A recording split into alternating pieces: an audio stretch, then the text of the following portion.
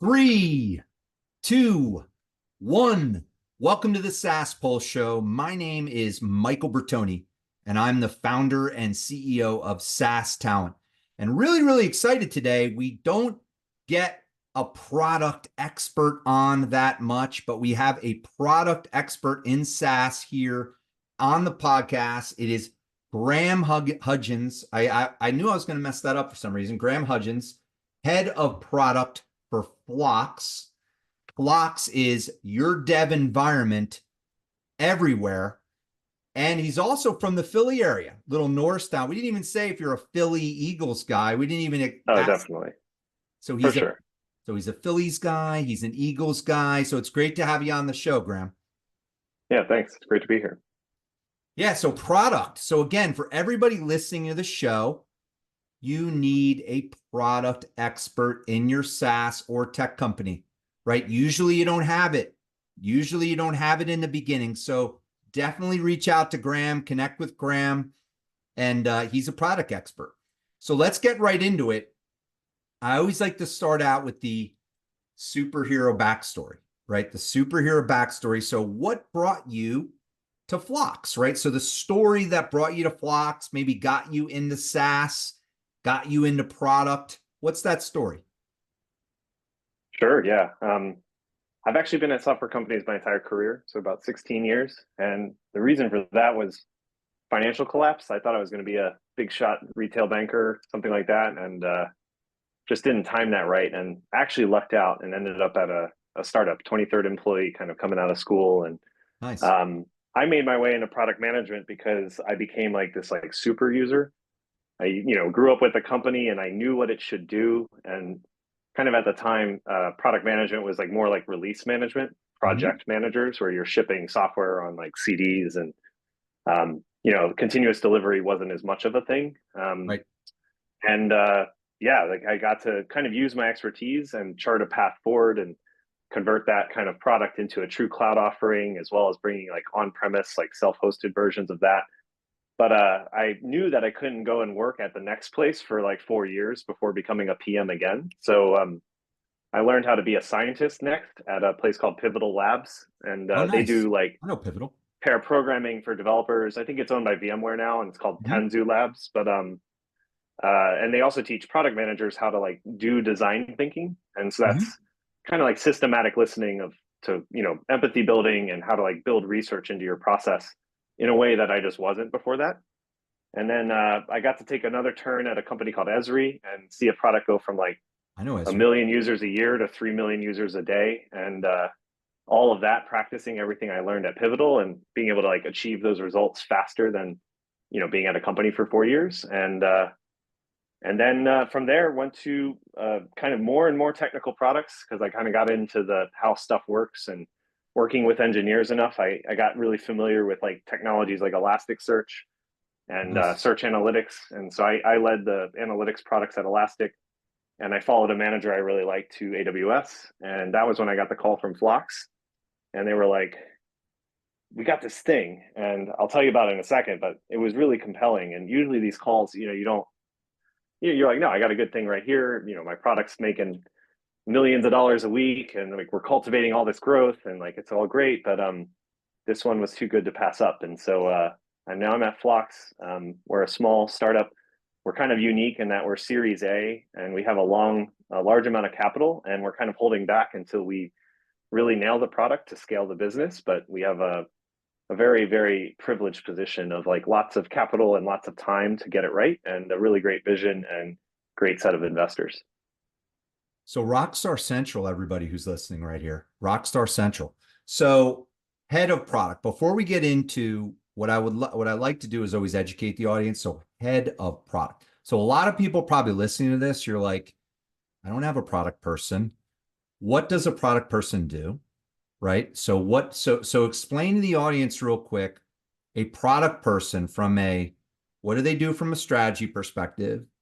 What do they do from just what's their day to day, week to week? Like, what's the vision? Just explain that real quick, because a lot of people don't even understand what that is. Because I work with a lot of companies that are early stage, and Mm-hmm. people listening to this right now, they may be like, well, what does a product person do? So just if you could quickly explain, it'd be great. Yeah, no problem. Easiest analogy I always use is it's like the person who has the vision is usually like a director, of the movie. Like they know what the shots need to look like. And this in a software space is kind of like design. Hmm. And then there's the actors, and that's like to me the engineers. The product is like the producer, and so we generally know what type of movie the market needs, and we know that because we study the market. Like, oh wow, this sort of movie is doing really well right now, so let's angle towards that. And I would say, arbitrate between the other two parties. So try to make sure that the actors and the director don't fight each other too much, and that the right side wins in the right type of decision. So it's kind of an arbitration role. And then we're sort of the stewards of the vision. And a vision is making sure the company is focused on who the target users are, who's your ideal customer, then what their problems are, and once you're really clear on that, what's the value of your solution, and making sure that that's really clear, because many companies will target different pairings of user problem value, and it can be really easy to target lots of them at once and never get any of them done. So I would say, like, in a startup sense, it's good to kind of like think about the world that way, and then try to figure out which one you're going to get done first, and then which one you're going to get done second, and try to kind of keep the team focused on achieving some results out of one or two of those pairings before you become more ambitious. So kind of you know keeping the priority in mind with the team. And all of that's around results. So each of those pairings needs to get to some measurable result that's going to help advance the business. And maybe if you're a pre-seed stage, you're trying to raise money and you need to prove adoption. Maybe you're trying to get to a certain revenue target. You can kind of like aim the pairings of problem, value, solution towards the different results that you're targeting. And that equals up the product strategy. So once you have that in your crosshairs, then the day-to-day becomes more of backlog management, making sure the machine's working, Hmm. making sure that there's like new designs and broken down workable work in front of the engineers, so that they're not context switching or stopping, or you're not like putting another thing down that contradicts the thing you just did. So it's kind of like keeping the factory floor moving as efficiently as possible by working ahead of where the team is, and kind of de-risking things. And part of my responsibilities at a startup is to also own the design and research functions. And so that means like regularly testing ideas and validating problem statements ahead of the engineers building any code, because we can, sometimes find out something's not worth doing well ahead of actually writing any code to achieve a feature. I might seriously get an MBA in product just listening to this podcast again. So no, this is great, man. Not tooting your own horn on purpose. This is awesome. So let's get into it here. Flox. What is Flox? Give us the overview, value proposition, elevator pitch, right? Explain that real quick. What is Flox for the audience? What's the value proposition? Sure. So yeah, the who in my story is developers on Unix-based systems, and so that's everything but Windows, and even Windows has Windows subsystem for Linux these days. But you can kind of think of like a Macintosh Linux kind of machine. There's about 26 million of them, developers that is, in the world, and they have problems of like switching environments between different projects, Hmm. or switching the environments back in time on the same project. So if you're working on like software you ship on premise and they have to go fix a bug, they'll kind of hold their machines hostage, getting all the software installed to be ready to work on that thing from 6 months ago. And they can't work on anything else while they're doing that. Um, they'll have trouble onboarding. Like, I've heard these horror stories of it takes like 3 weeks for a developer to get their laptop set up so that they can work on a new project at a large company. Wow. Um, and there is an existing solution to this problem. It's called a container, but the container is a whole separate computer. And so you have these other kind of latency problems where you're like mounting your IDE, like your text editing software, your terminal software, to this separate computer. And Hmm. it just doesn't feel like it's yours. And so that's led a lot of engineers to just develop locally and use containers to ship their code, which is great. Right. But that local thing that's happening on your laptop is really, really like different from system to system. Like if you and I have different Apple M1, Apple x86, like we're going to have slight differences, and we might run into some friction somewhere that developers sort of write off, but it's all related to the fact that reproducing software is really hard. So we're bringing Flox. It's a command line interface, and it's a virtual environment meets package manager at the same time. So with Flox, you create these environments, and they let you layer like software dependencies just where it matters, making it portable from your full software lifecycle.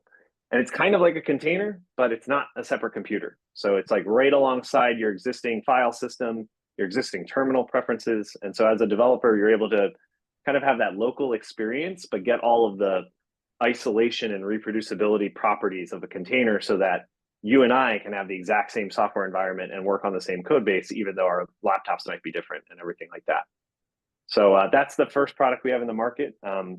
It's a free product. It's based on the world's largest package manager, has over 100,000 open source software packages inside it. And of course, we're going to be evolving it over the course of the year.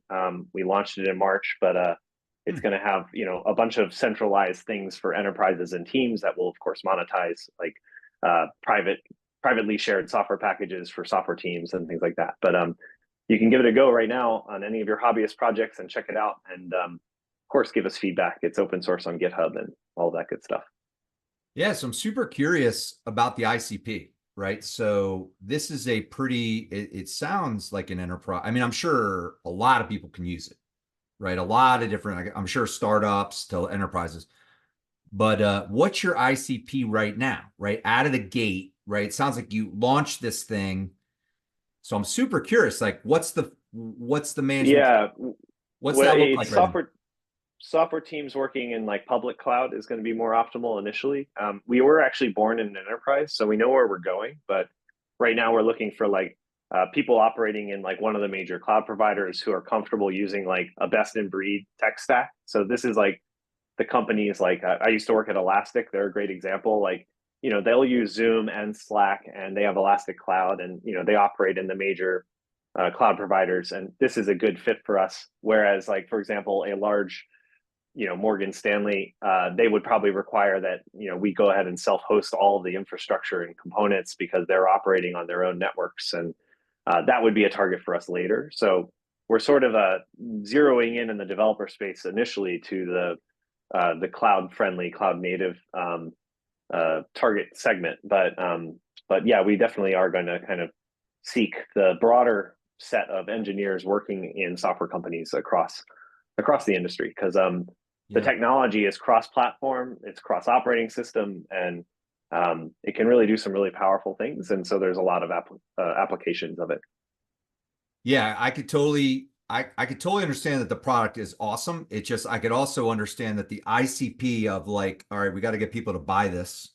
And we got It to make, tends to be and we got to make, like the more mature enterprises, like definitely leans us in a direction of like older businesses and you know, like with larger customer bases.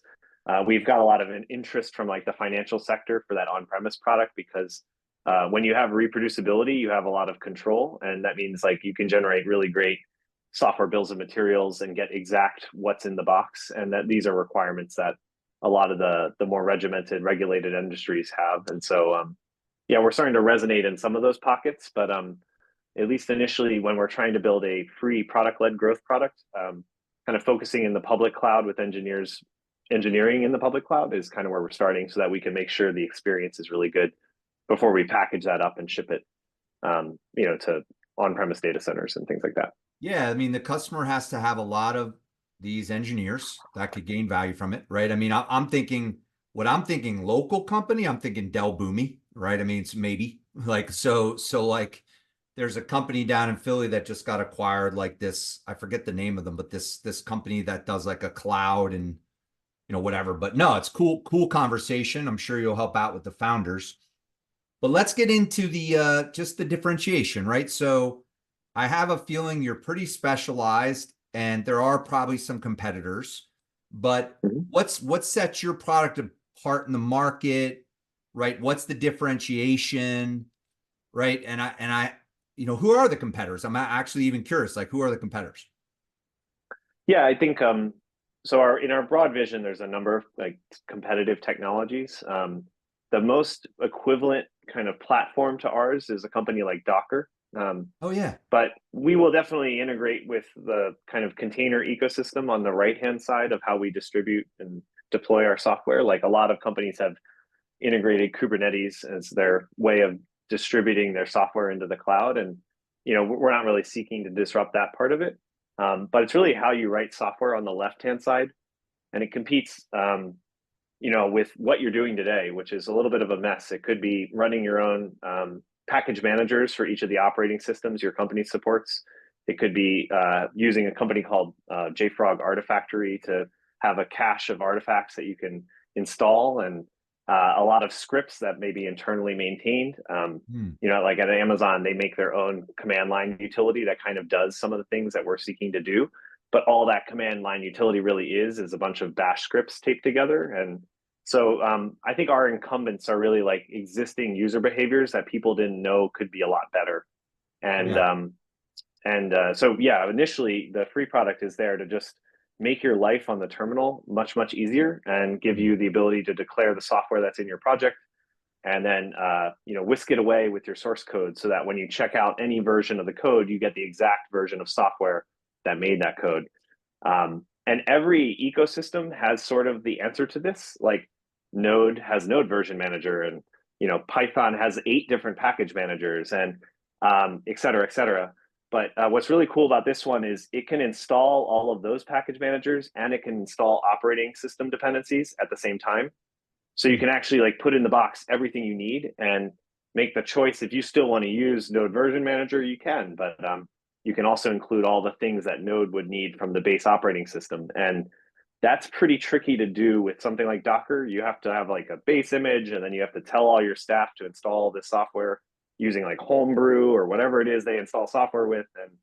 And so this will just make it easy to put all that in one thing, and then you just pull the repo and say Flox activate, and it just gives you all the software that puts you into the driver's seat of being a developer. Very technical product. I should have mentioned that, but I if you're an love this engineer stuff. listening, and that probably hopefully makes some sense. I'm kind of a tech nerd a little bit, right? So Okay. I try to figure out is I try to take the tech nerdy stuff and say, who are we selling this to? Like, Yep. and like, let's sell it to them, so, Yep.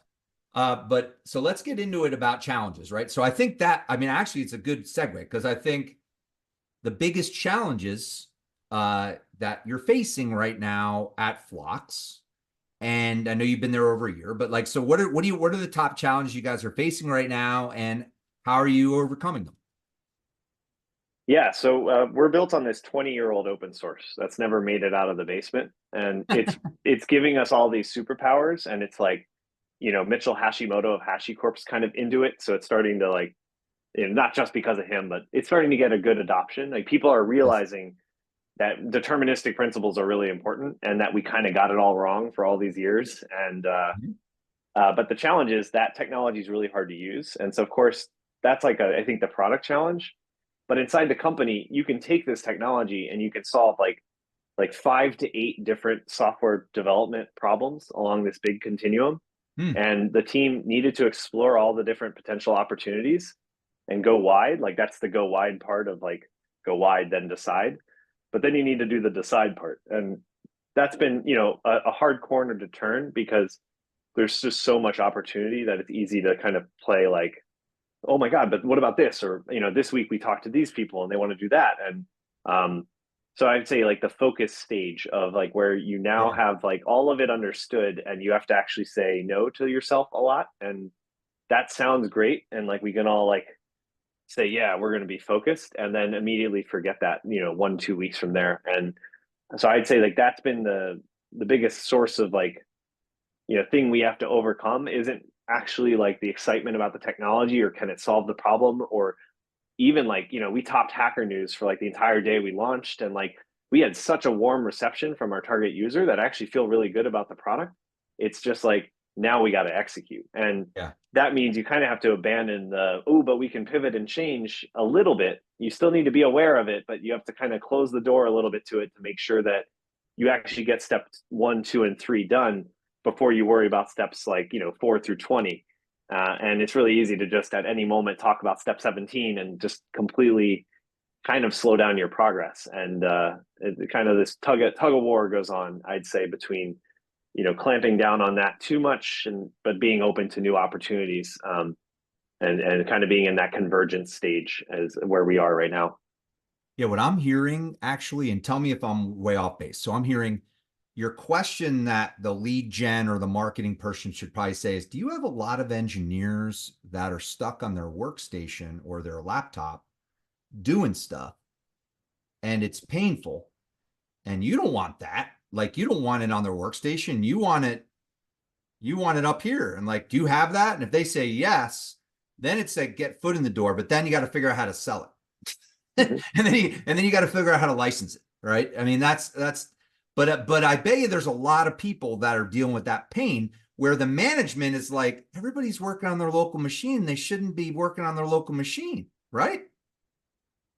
Am I right? Yeah, or your local machine. Well, a little bit of both. Your local machine can be the same as everybody else's if you use a technology like Flox, as well as your cloud development environment. Like, it can kind of do both. But we're actually trying to do the product-led growth, not the sales thing quite yet. We're going to do one of these pincers, but nice. What we want is a developer to say, I do have some of that friction. Let me try this technology. And I want it to be the best shit since sliced bread, like the best experience they've ever experienced. Like, software installs faster than they've ever experienced it installing, and you can switch context faster than you've ever had that. And then you're like, this is so good, I'm now using it and I've checked it into my projects. And then down the line, we can then go to the buyer and say, upgrade. Yes, there's a thing here you can do to get all these enterprise features that you're going to need to, generate software bills of material for security, or to centralize and make, only the packages you want available, or something like those sorts of features. This is a great question. This is a great question we didn't even answer, right? So, which I don't know why I didn't answer it earlier, but Graham just mentioned it. Product-led growth. There's probably a lot of people listening that are like, I have no idea what that means. Like, product-led growth, what is that? Some voodoo thing or whatever? He just explained what it was. You're giving these engineers this product that they're like, I need this. I just need this. And then they all have it. And then sooner or later, somebody says, hey, like, we got to upgrade this to something. Like, it's, so talk about. Yeah, like 1 in 100. Yeah. So there's two main paths, and I've done both in my career, the product-led or sales-led. And product-led is where you put a product out and you hope to convert, 1 out of 100 to be a paid user. Actually, you hope to convert all of them, but you realistically will convert 1 out of 100. And the advantage of that is that you don't have to scale a sales team as large as you would if you're doing sales-led growth. You earn each user, and when they're there, you make money later once you activate the value chain that kind of rests on top of that. The value they're getting from the product, you offer them more value, and then you charge for that additional value. And a really good success story is a company like Vercel, who they, for the first 4.5 years, made less than $1 million, and then in year 4 they made $1 million, and then year 5 they made $10 million, and then year 6 they made another exponent above that. And so it's you can kind of do that without having to scale your sales team between years 4, 5, and 6 as much. And you still have to have a sales team. There's always going to need to be able to sell and convert and run the sales process, but you don't have to like push as hard. Whereas if you're doing sales-led growth, you're building the product almost for the buyer, and you're going and having meetings, and you're actually optimizing the product towards what checks the most RFP checkboxes, and what sounds good in a meeting to some extent. And the user of that product might have professional services behind it. So like, we might be paying somebody to make the product work, because it's almost more important that it just is set up and it's working, and the user experience around the product isn't as important, because it just needs to deliver the value. And we're definitely in the former category, trying to build a product that you'll be able to tell is the best shit since sliced bread, because it's just the development experience supercharged in a way you didn't know it could be. And it's going to take longer, but it'll hopefully, be much bigger for what it means in terms of building software in our industry. So you heard it here, Graham Hudgins, Flox, the best shit since sliced bread. No, I mean, that's. I hope so. No, it is the best. That's your new tagline. Don't tell your management team, but that is and for my team listening to this, or anybody listening to this, we're not sharing this, right? But it's great. So Graham, it was awesome having you on the show. We're going to go for a bike ride, right? Sounds great. So Graham is from Norristown, right? And he's a rock star. So I mean, this was the most. I got to tell you, I'm looking at doing like a most like the best of. This is the best of technical, but not technical where it was like weird and you're like, I don't want to listen to this. It's like technical where it's interesting. So It's a technical I'm really product. It's psyched to okay. get this. I'm really psyched to get this out there. So it was awesome having you on the show. Stick Yep. around for a minute. We'll debrief, but I'm looking forward to getting together with you. All right. Thanks a lot.